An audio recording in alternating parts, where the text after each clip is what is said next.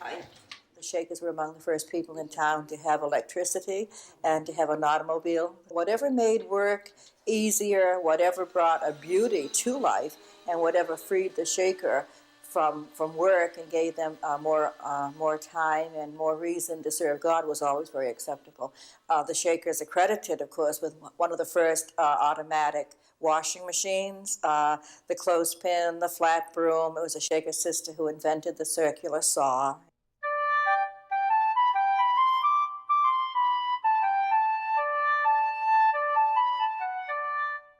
When former Quaker Mother Ann Lee came here in 1774 in search of religious freedom, she had only 8 followers. Her group would flourish in America, by the mid-1800s boasting almost 20 communities and some 5,000 members.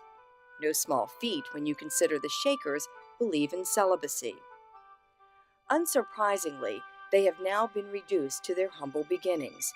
Only 7 remain, all living in the last active Shaker community in the land, here at Sabbath Day Lake, Maine. With the possible exception of the song that you're hearing, the Shakers are best known for the antique furniture that bears their name. Its clean lines and functional yet eloquent style speak volumes about their design for living, as does their motto, hands to work, hearts to God. What we have given to the world is a faith, a religion, a way of life. It was back of the furniture. But so many people know nothing about anything but just the furniture. You ask them who the Shakers were, they say those people that made that nice furniture. So you see, they really skipped the main thing. In deference to their aging membership, the United Society of Believers in Christ's Second Appearing long ago gave up the rousing form of worship that earned them their nickname. But nothing has shaken their basic beliefs. The Shakers believe in brotherhood of man, the equality of goods. They were among the very first people to accept the equality of sexes.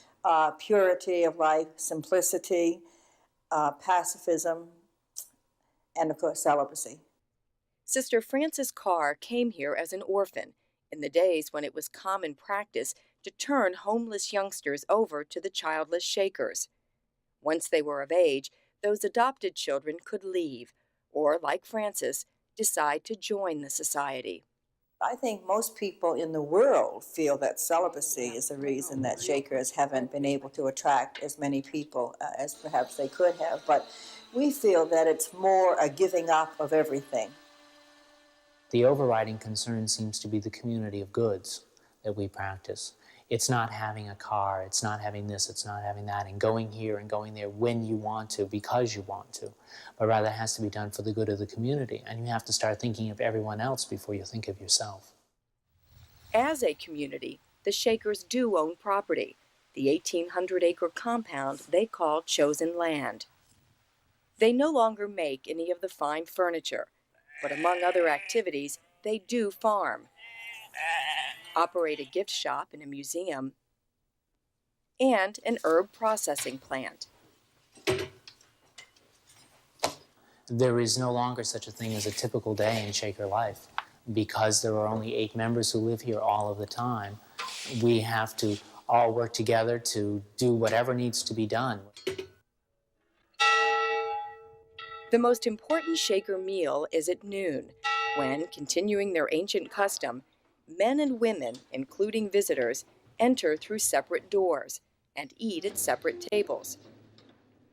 But above all, the Shakers continue to heed the admonition of Mother Ann, to do all of your work as you would if you were going to live forever, and as you would if you knew you must die tomorrow.